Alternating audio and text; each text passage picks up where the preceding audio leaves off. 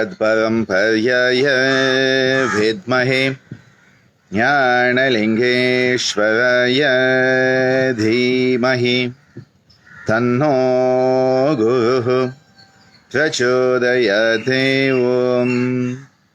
ॐ योग महर्षि डॉक्टर स्वामी गीतानंद गिरि गुरु महाराज की जय। नमस्ते, स्वागतम, वणक्कम, buongiorno, buonasera, buonanotte, depending on which part of this planet you are joining me from. And the prize winners for being the first online with me, Tejasvi, Shrikant, Divya, Dr. Rama Reddy and Balananda, the first 5 who have come up on my screen. Congratulations and thank you for being with me. We have been working on the Yoga Darshana, that reverential perspective of yoga, enabling us to open our perspective wide, go in, go deeper, go higher, in trying to understand what this manifest universe is all about and what lies behind it, the Prakriti and the Purusha.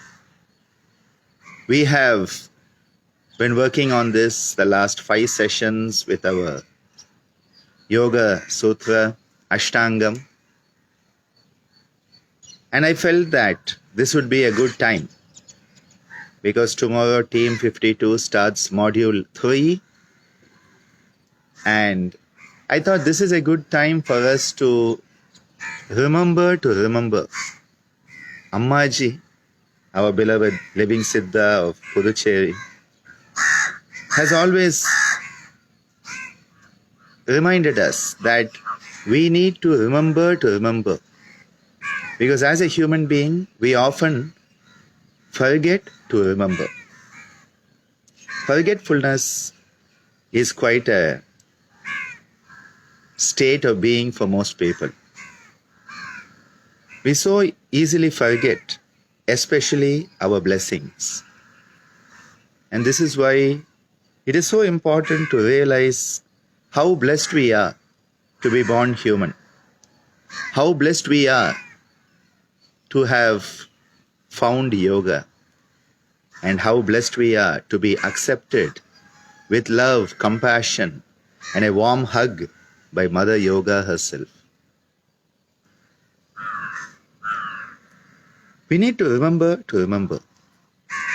And one of the biggest issues I find when people go through the learning process is that they think that things they learned earlier are not needed as they go further on the path. So, in general, when I talk to children going to school, someone in the 8th grade, if you talk about something in the 5th grade, they say, well, I studied that when I was in the 5th grade. I don't need to know it now. I only need to learn what is in the 8th grade. And I always tease our kids at Yoga Anjali. I say, those who are, say, in 12th grade, school leaving, I say, if you were given a paper from the 10th grade, you would all fail. Because none of you remember what was in the 10th, because now your only focus is on learning what is in your 12th, because our learning process has been so warped that we think, oh, I learned it at the beginning of my training, I don't need it now. And this is the biggest fallacy in our thinking process. Because the foundations of yoga, it's not that you learn them in your first module and now you don't need them.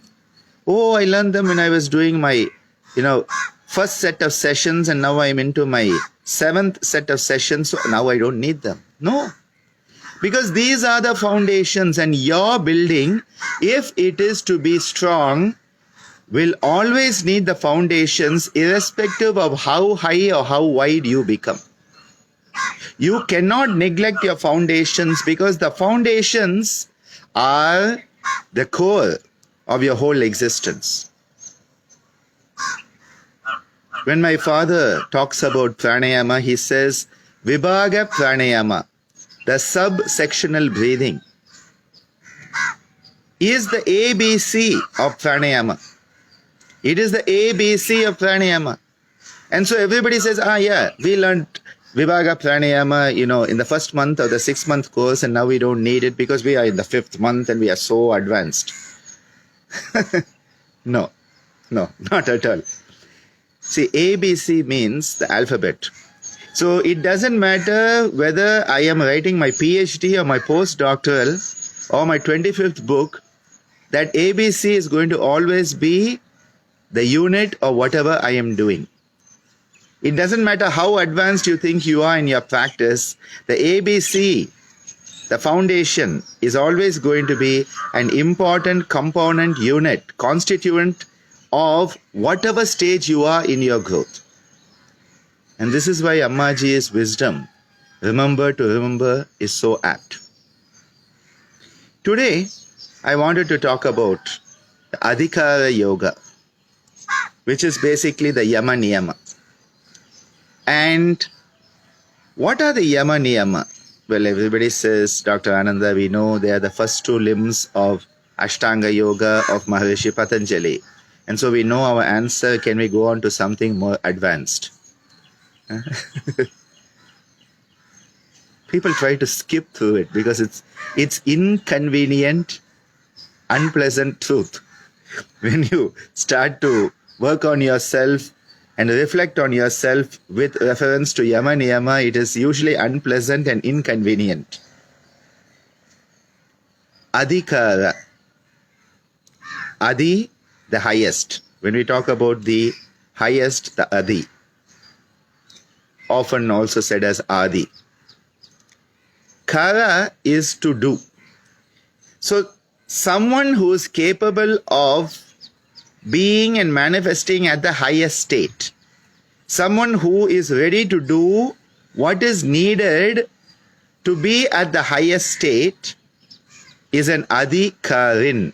Karin is the person who is capable of doing what is needed to be in tune with the Adi. Adhikarin. So if you want to be in tune with the highest, you have to be fit for it. And this is a theme that comes back again and again in yoga, is that we need to be fit for the experience to manifest. We need to be worthy of the grace. We need to be worthy of an elevated state. And Maharishi Patanjali again and again talks about the concept of yogyata. Yogyata is to be worthy of, to be fit for. And in Tamil, there is a word for someone who wants an experience but is not fit for it. They want to steal the experience when they are not ready. They are called an ayogya. Ayogyan. Amavasariyana ayogyan is how they say. Ayogya. Ayogya.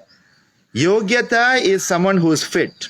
So a yogi is someone who is fit for the higher experience, and ayogya, because he is not yoked. He is splintered. He is fragmented. So what is happening? They are not fit for the experience, but they want it. My father used to say that people try to get into heaven through the back door. They are not ready for it. They are not worthy of it. But they try to beg, borrow, bribe, steal, do anything to get through the back door. It's not like that. You have to be fit for the experience. The whole basis of Indian culture is that you make yourself fit and the experience will occur. This is why it is often said, when the student is ready, the master will appear. But what are we doing? We are internet surfing, trying to find out which is the biggest master with the most number of students, so that we can go and become one of the sheeple in the flock. No, make yourself fit. You work on yourself and the master will appear. You make yourself fit and the teachings will manifest. You make yourself fit, the experience will blossom in you. But we all want the shortcut. We all want to find ways around it. People are always looking for jugad. Jugad is a word for this. They're always trying to find, Tamil sibas, they say, trying to find some recommendation to get around what they need to do and get to the experience. All ayokya. The yogi says, I will make myself fit. I will make my body fit. I will make my emotions fit. I will make my mind fit. I will make my spirit fit for that highest experience. So, if you want that adi, that highest experience, which is sama, adi, samadhi, one with the highest, you have to be an adhikarin. And how do you become an adhikarin? How do you fit yourself? What is the gymnasium in which you can attain fitness for the higher life of yoga? Yama-Niyama are the means. Yama-Niyama are your gymnasium equipment that enable you to become fit. You have that yogyata because now you are becoming an adhikarin through the process of Adhikara Yoga. So Yama-Niyama together are known as Adhikara Yoga, and I will always be indebted to Professor T.R. Anantharaman, who introduced me to this concept through one of his books. He was the founding president of the Indian Academy of Yoga, and this concept he had introduced in one of his books, and after that it has become deep part and parcel of my being. When we talk of the Yama-Niyama, people often think that, oh, the Yama-Niyama are some more set of rules when you want to, be part of something. And so, because they are 5 and 5, they end up calling them the yogic 10 commandments. And so people are like, oh, I don't want this set of rules. Can't I go straight to asana? Why do I need to go through this again? I have enough rules in my life. I don't believe in rules. I don't love rules. I don't like them. So let me go straight to asana. This is the modern attitude. Now, if you go to asana, pranayama and all the other limbs and you try to bypass, you are doing a spiritual bypass, okay? You are trying to bypass the foundation that makes you fit for it. You will be unfit for the higher aspects. So then what will happen is that you are not fit for it and the experience will not come, and you will start to go into delusional psychosis of a spiritual nature, pseudo-spiritual nature. Because you have not got fit for it. If you were fit for it, you would have the actual experience. My father always said, do the first things first. Everybody wants to jump to the last step. Oh, I'm already so advanced. Every time we run a course, we get emails. Dr. Ananda, I have studied here. I know that. I studied there. Can't I join the advanced training without going through your correspondence course? I'm like, no. I say no. I say, see, because you need to work on the foundations first. First things first. And so many of our dear ones in Team 52 have been recently sharing at the end of Module 2 how when they started the training, they thought they already knew so much about yoga, and then they realized there's so much more to be known. It is a infinite growth curve. And that is why when people say, oh, I have trained there, I have done this and all, I'm like, maybe you need a different teacher. Dr. Ananda is not for you. I'm not here to save souls. I'm not here to grab students. I am not a student collector. I am not here to build institutions. I don't care about all of that. Those who are ready for the teachings, they will be there to receive the teachings. And my job is to share. Yen pani செய்து கிடப்பதே, say the great Nayanmars. The 9 months is so beautiful. They say, my job is just to do what I need to do. Yen pani seidu kidappade. My job is just to share. Those who are ready to receive will receive. Those who are not will not. And there's no judgment in it. That's all. There's no judgment. So let's get back to it. The Yama-Niyama are the foundation. Why are they the foundation? Because yoga practices, the techniques especially, be the technique physical, mental, emotional, energy, whatever it may be, they make you stronger in whatever you are. So someone who does asana, I'm giving an example here, as asana, whatever they are will be made stronger.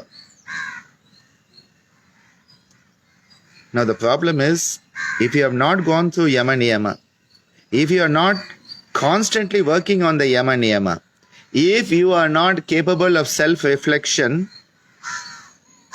you are going to be having loads of junk.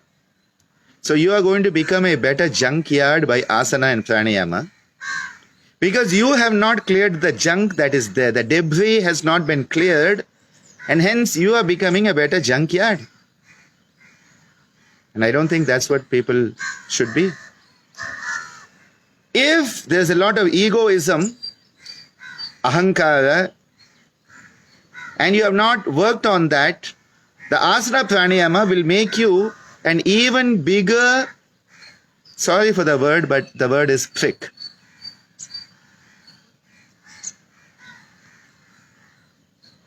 If you are someone who is always blaming others, if you are always blaming others, if you are always trying to keep yourself to be correct and everybody else is wrong, and you bypass the Yama-Niyama, you are just going to strengthen that more. So the Yama-Niyama are essential to refine who we are. So that when we start strengthening who we are strengthening what needs to be strengthened.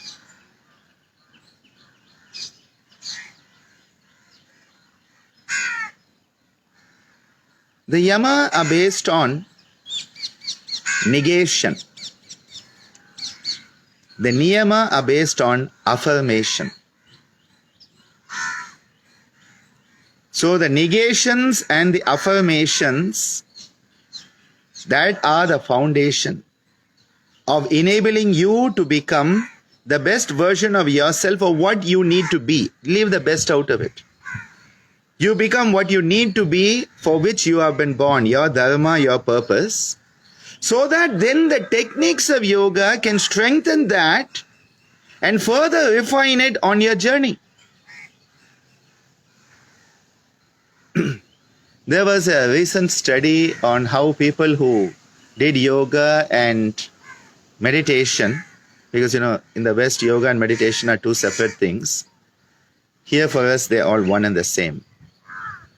Dhyana is a major component of yoga. But the study was saying, the result was saying that people who did yoga and meditation ended up with bigger egos and were actually irritating specimens for others. Took themselves too seriously, and you know that type of person? They said that's what yoga and meditation is producing. And yes, people wrote to me and they said, shouldn't you counter this study? I'm like, no, that's actually what happens. When you skip the Yama-Niyama, when you have skipped Adhikara Yoga, and you have this big, fat, bloated ego, you're just going to become a bigger, more stronger, fatter, bloated ego. Instead of being an ego, you become an ego.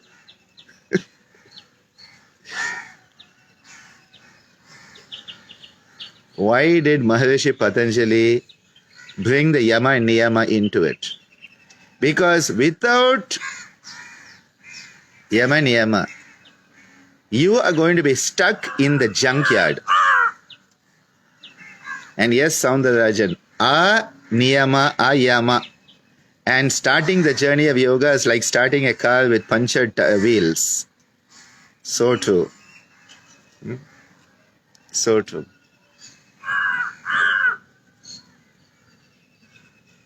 The Yama are negations. What are you negating? You are negating the subhuman tendencies that are part of your samskara vasana complex. Your samskara vasana complex, the twin trouble. Samskaras, the conditioned habitual patterns, and the vasanas, the inherent tendencies that induce the vanities. These are subconscious, unconscious. You remember last week we talked about the bottom of the lake and all? They are down there. Now, those samskaras and vasanas are being driven and are driving in turn the kleshas, especially survival instinct, abhinivesha klesha, the desire to survive at any cost. And hence, if you look at the yama, all the yamas are a type of pratipaksha bhavanam against the vitarkas.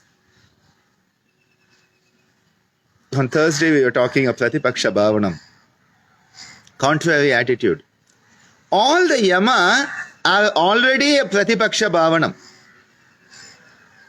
because they are you making a choice to negate the subhuman tendencies that are springing from the desire to survive and are powered by the habitual patterns of behavior and inherent tendencies.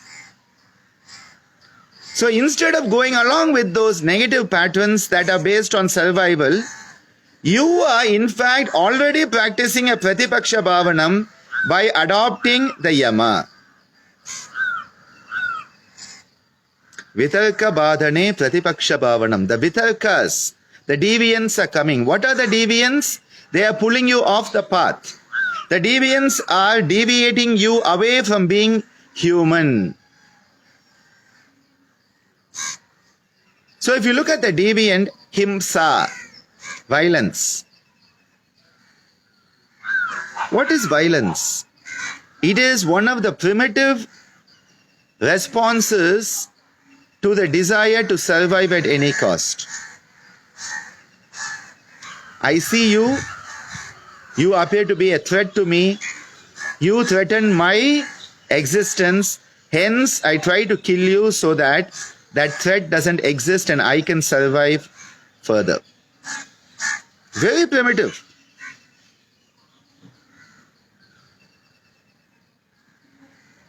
Similarly, this carries into threats to your ideas, threats to your institutions, threat to your belief. So the moment the threat comes, why is there a threat? Because you have perceived the other person as an unsafe stranger. This is very, very primitive in our memories. Very primitive, reactionary, reflexive behavior that is subhuman. This is part of our evolutionary memories, which are part of this samskara vasana complex. From the times we were lizards and we were turtles and we were dolphins and we were sharks and we were snakes and we were goats and we were puppy dogs and we were lions and we were tigers. All of those memories are kept in us. And those memories are saying you have to survive at any cost because the survival instinct has driven our evolution this far.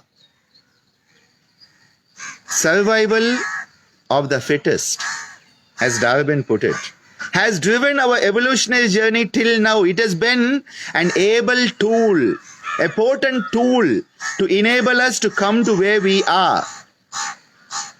But that same tool now becomes a hindrance. It becomes a vitarka. It becomes a deviant because now you are human. And if you don't know it, look at yourself in the mirror. You have 2 eyes, nose, ears, mouth. You look human? Yes. You are supposed to be human, okay? You have been born human for a purpose. Manushya dharma, to fulfill the purpose of being human. Why still retain those tendencies that are subhuman, that don't belong to you when you are human? You meet someone, you don't have to perceive them as a threat. You don't have to perceive them as a threat. You can perceive them as a friend. You can perceive them as someone who is here to help you grow and that you can help them grow. You start to look at oneness rather than duality. That is where you start to become human. And what is the vitarka doing? Kill them. Get rid of them. Cut off their legs. Don't give them food. Don't give them a like on Facebook. Don't subscribe to them on YouTube. Then they'll have more subscribers than you.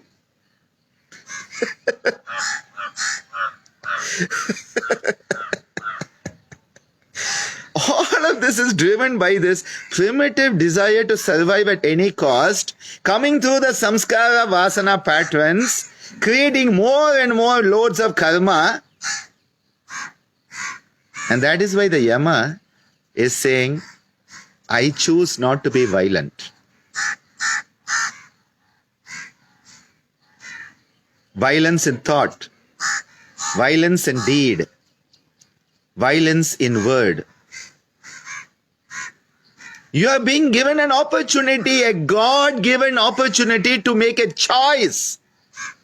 And I'm not talking about choosing which toothpaste you want or which soap you want, or even what political candidate you want to lead your country. They are all one and the same. That's not a choice at all. The real choice is when you choose not to be violent, not to give in to these old primitive tendencies that are saying, if you want to survive, don't let them come up. Don't say a good word about them. Oh my God. If you say a good word, then your speaking opportunities will go away. I love recommending people. I say, please call them instead of me. They are much better than me. They'll be better. Competitiveness is a very old tendency, Nilachal. Because competitiveness is based on survival, survival is based on duality, and duality is based on ignorance, avidya. Because we have believed that if I let you survive, I cannot survive. If I let you grow, I cannot grow. If you get a job, I cannot get a job. Now, if you start to realize you are fit for a certain job, I am fit for another job, where is the competitiveness? Each one of us is on our own journey. Where is the competitiveness? Each one of us has our own unique potential. Where is the competitiveness? We start to realize we are all components of the same wholesomeness. Purnamada purnamidam purnat purnamudachyate purnasya purnamadhaya purnameva vashishtade. From the wholesomeness came the wholesomeness, and yet the wholesomeness still remains wholesome.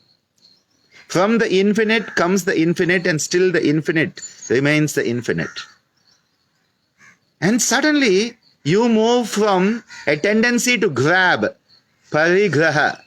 Parigraha is to grasp.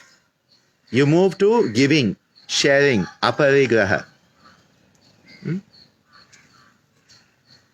This is a pratipaksha bhavanam. The tendency is, give me more. I want the food. I want the vaccine. I want the antidote. And then you start to say, share. And that's where when you share and care, when you start opening your palms and when you start to give, it is a Pratipaksha Bhavana. This is why when you meet someone, when you go someplace, and the first thought you have is, what can I get from them from it? You are still locked in the very old tendency. But if you meet someone, if you go someplace and the first thought that comes, what can I give? What can I share? You are already on the path. You're already on the path. Yes, Neeru, it's like a Spanda Nishpanda. This is Spanda. And Spanda is tension, sympathetic. So I have to survive. So sympathetic nervous system. The more you give, the more you relax. And the more you relax, the blood vessels relax. Your heart relaxes and you are much more healthier. The more you give, the more you share, the more healthier you are. The more you are constantly trying to get, and it's never going to be enough because greed. That is why aparigraha is the capacity to overcome greed and to share by not grasping. Asteya. Why do we steal? We steal because we think, oh, I'm not going to be given it, so let me get it. Huh? Animals steal. And the squirrels come in and run off with our bananas. They want to survive. They are hungry, they want to survive. Now, what is stealing? Taking something for which you are not ready, for which you are not worthy, that which you have not earned. People try to steal affection. They try to steal love. Trying to give somebody very expensive gifts in order to purchase their love is a type of stealing. You have to become a person worthy of being loved. And then the love will come. Work on yourself, the love will come. Work on yourself, the gratitude will come. Work on yourself, the respect will come. But what do we want? We want to get the respect by hook or crook. We want to get everything by hook or crook. Asteya. So steya is stealing. And so you are making a choice. I will not take that for which I am not eligible. And you start to have yogyata instead of being an ayogyan. This is where going against these tendencies such as violence, the tendency to steal, the tendency to grab,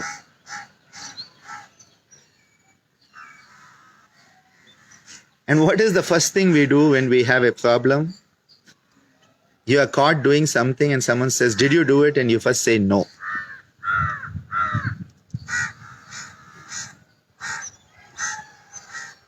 I think it was in one of the Matrix trilogy. I think it was the second one, where they make a statement. The first human response is denial. It's not really human response. It's a subhuman response. Did you do it? No. This is coming from that old primitive part which says if I say no, then I don't have to deal with it anymore. You go to any government office in India and you say, can I have this? No. Can I do this? No. Can I apply? No. Because once they say no, they don't have to do any more work. Now if they say yes, then they have to take your application and they have to go through the process. So no. See, this tendency to negate. I don't have a problem, so then I don't have to work on it.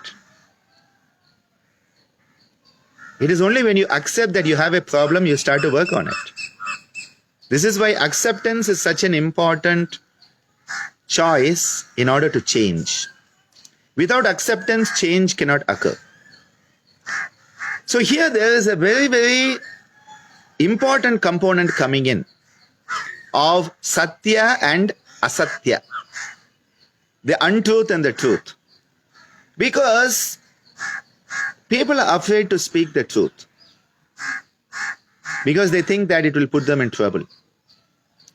Whereas speaking the truth may be unpleasant at that point, but then it has liberated you.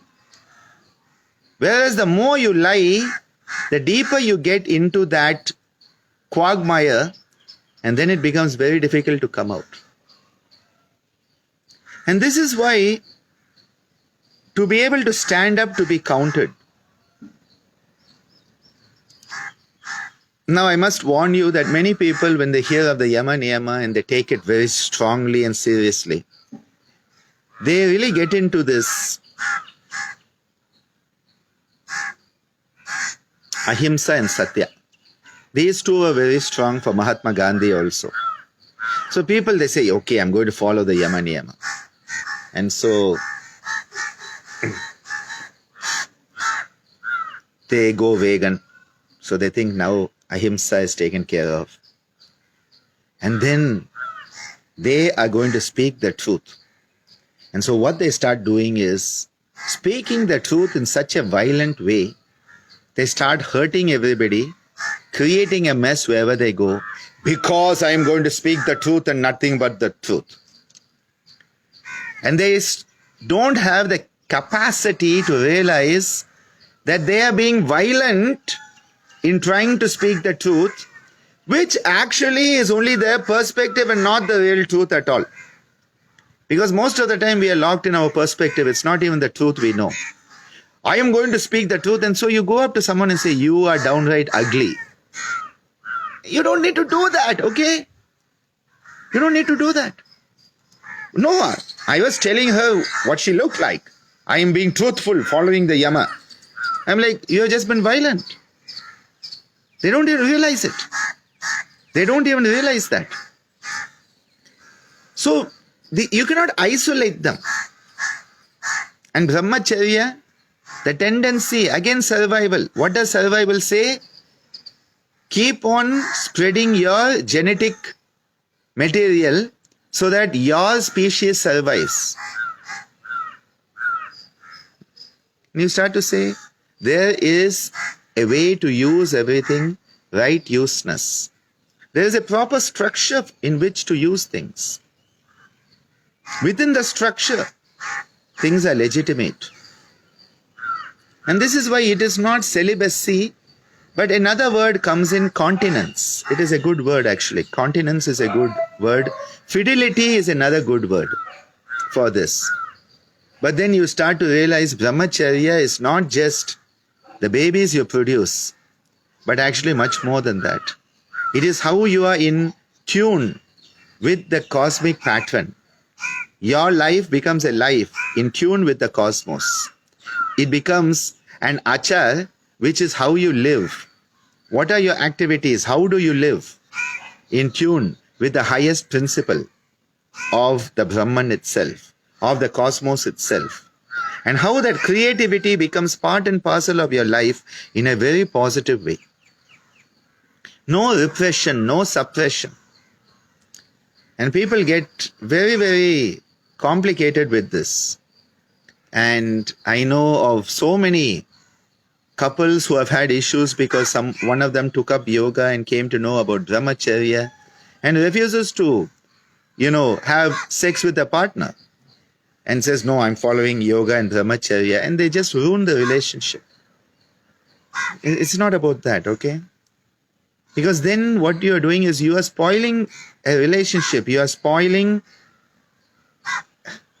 something that has been created by again becoming selfish. I will say there's a lot of selfishness. Spirituality is an unselfish path. It is not a selfish path. My spirituality, my yoga. And people get so locked in it, they actually fracture relationships by that fanaticism.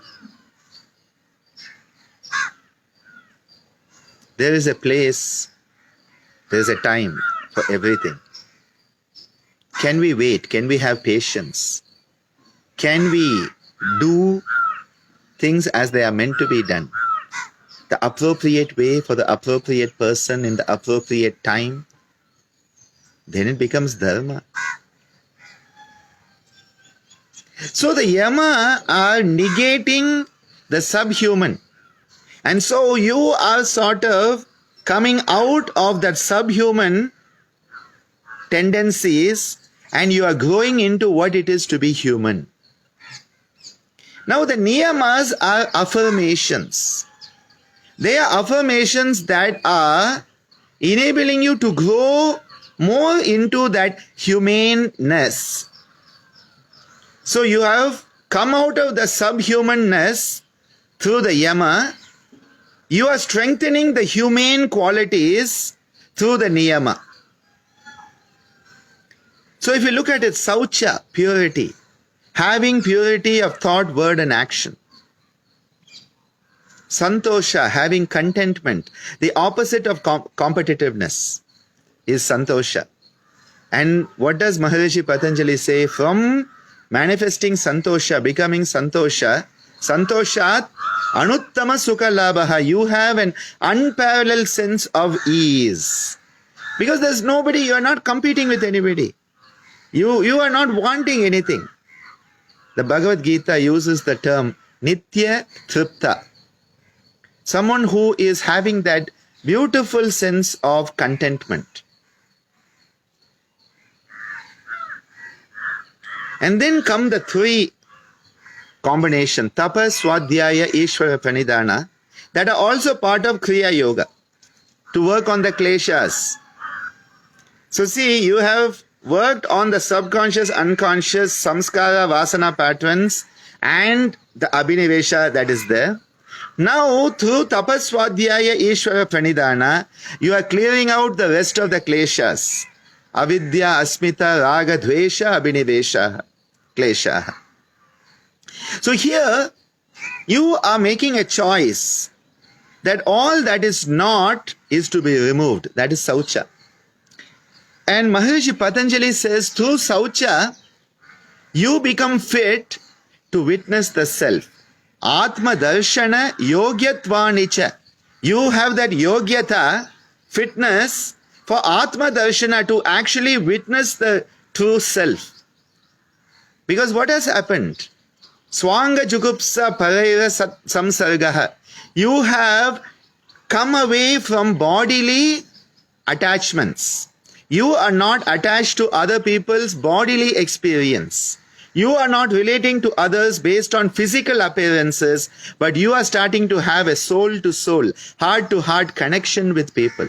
Your relationships are becoming one of a subtle nature rather than a gross physical nature. And you are having Indriya Jaya. You are mastering the senses. Because the senses are going to lock you back into the samskara, vasana and the klesha. You are outgrowing the senses. Sauchat, swanga jugupsa parera samsargaha, sattva shuddhi, saumanasya. You become cheerful because there's no competitiveness anymore.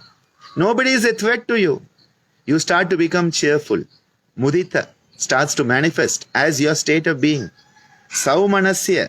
Your whole mental state becomes one of cheerfulness, of abundance, of love, of grace, of gratitude. Sattva shuddhi saumanasya aikagraya. Your mind now can become fit for concentration.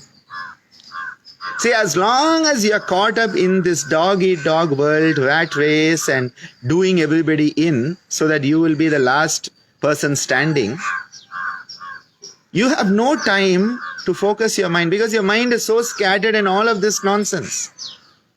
So here, through saucha, your mind is attaining the fitness to focus and witness the true self. Through tapa, intense self-discipline. Self-discipline to do things even if they are hard because it is the right thing to do.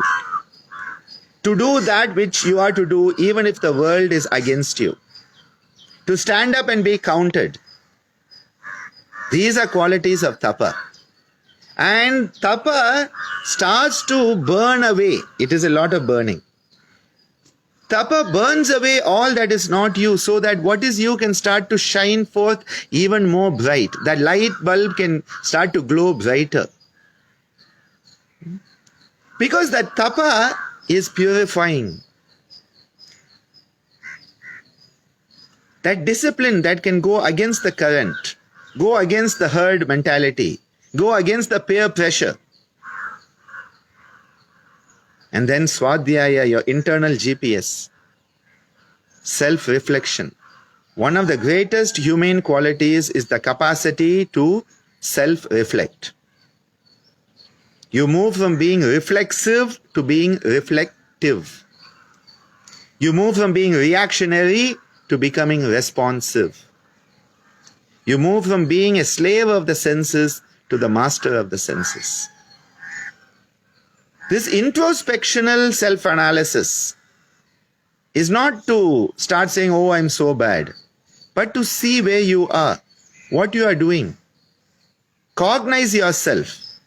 Cognize yourself and see, I think I'm on the journey. Am I really on the journey? Yes, Nilachal, the GPS, internal GPS, helps us know whether it is a real experience or whether it is Bhranti Darshana, delusion. Someone asked me recently, they said, how do you know whether it is, this ecstatic? Yesterday in talk with Shailaja, it was, someone asked that. How do you know the difference whether it is real bhakti or just delusion? That is where Swadhyaya comes in. Because through Swadhyaya, you start to be able to sift the chaff from the wheat. I think I got it correct. Sift, it's not shift. Sift the chaff from the wheat. That is, the wheat is taken from its, shell and all that other stuff, and you can separate. You can separate that which needs to be separated. Great Viveka is there. Remember when we talk of the Hamsa and the Paramahamsa, the capacity for the swan, the mythical swan, not the other swan that honks, a fly is swimming in the lake. This is the mythical swan which has the Viveka, because the Ajna is the two wings of the swan. Hamsa Hamsaya Vidmahe Paramahamsaya Dhimahi Tanno Hamsa Prajotayat is the Gayatri mantra for the Ajna Chakra. Hamsa Hamsaya Vidmahe Paramahamsaya Dhimahi Tanno Hamsa Prajotayat. We become that Hamsa who is capable of finding the thin line of distinction through self-reflection, Swadhyaya.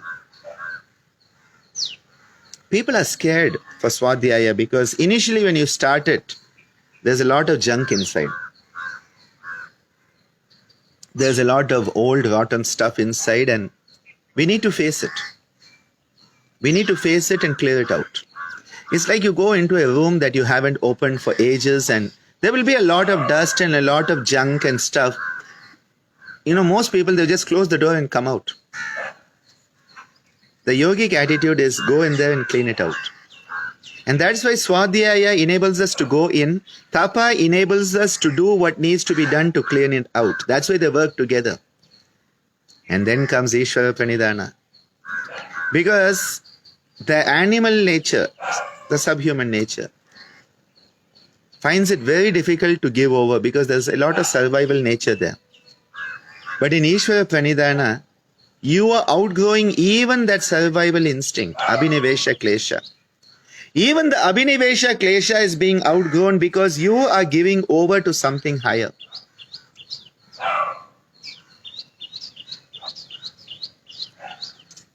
You are realizing that even to worship the divine, you need the grace of the divine. Avanarulale avantal vanangi. Avanarulal avantal vanangi. Thy will be done, as in heaven, so on earth. On earth, as in heaven, or paraphrasing it.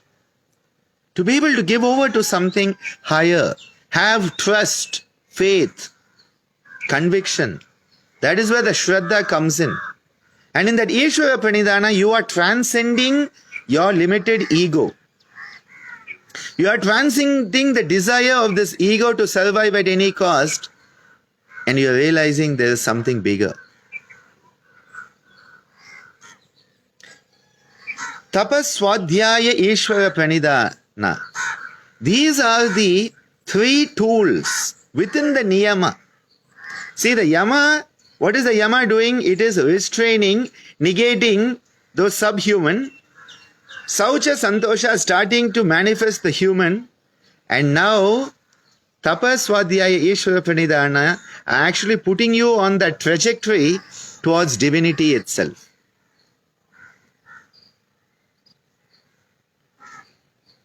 You are moving from being subhuman to human, to humane, to divine. This is the growth that is happening in Adhikara Yoga, the growth that is happening with the Yama-Niyama. The Yama-Niyama are not a stick to beat others with. Oh, you are not following Satya, bang, bang, bang. Oh, you are being very violent, bang, bang, bang. And this is what people think it is. No, no, no. It is an internal yardstick to evaluate yourself, so that you know where you are and what you need to do to be where you have to be and be what you are to be. That is the journey, the internal yardstick, the Yama-Niyama. And yes, Soundarajan, all the Yama-Niyama interconnected.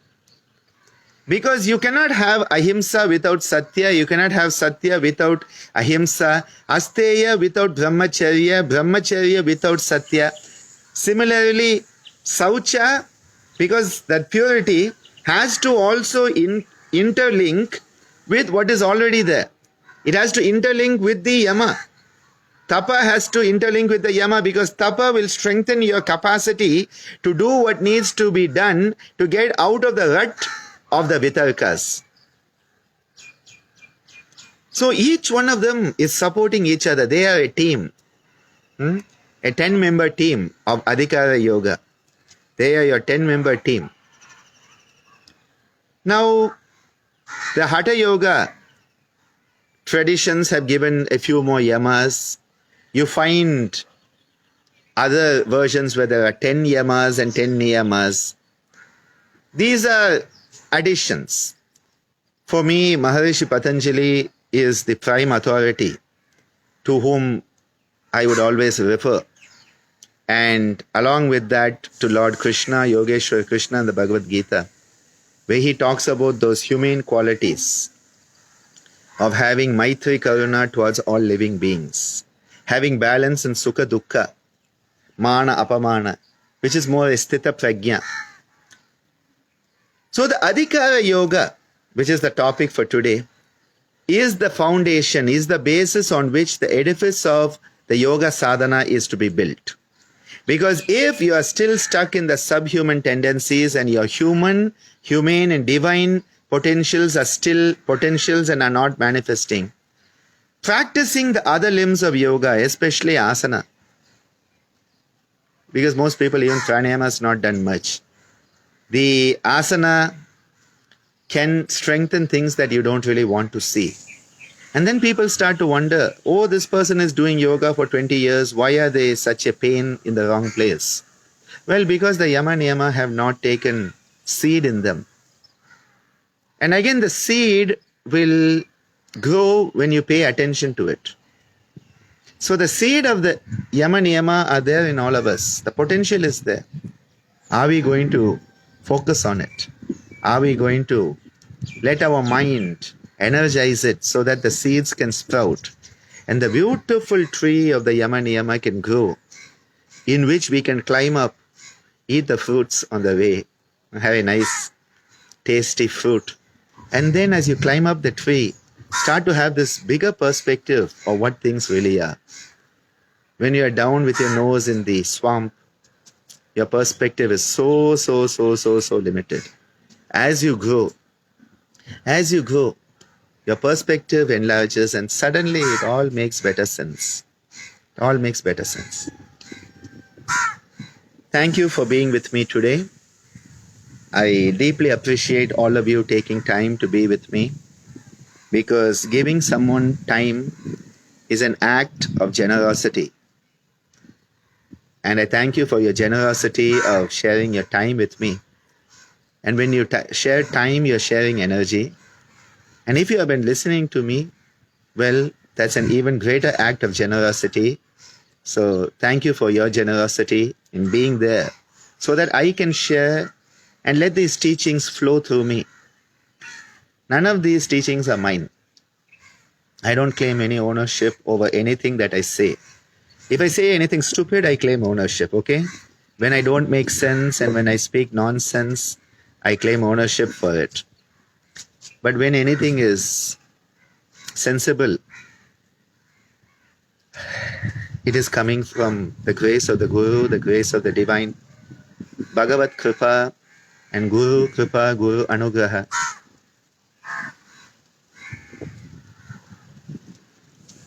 We are nothing without the grace of the Guru and the Divine. And the more we move out of the way,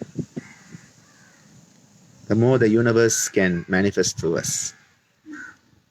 Have a wonderful day wherever you are. Manifest the best you that you can manifest today. Help as many people as you can. Share, care. Let these seeds of Yama-Niyama come alive in you. When they come alive in you, seriously, the joy is far, far, far more than anything else you can describe. Hari Om Tat Sat. Om Shri Gurubhyo Namaha. Hari Om.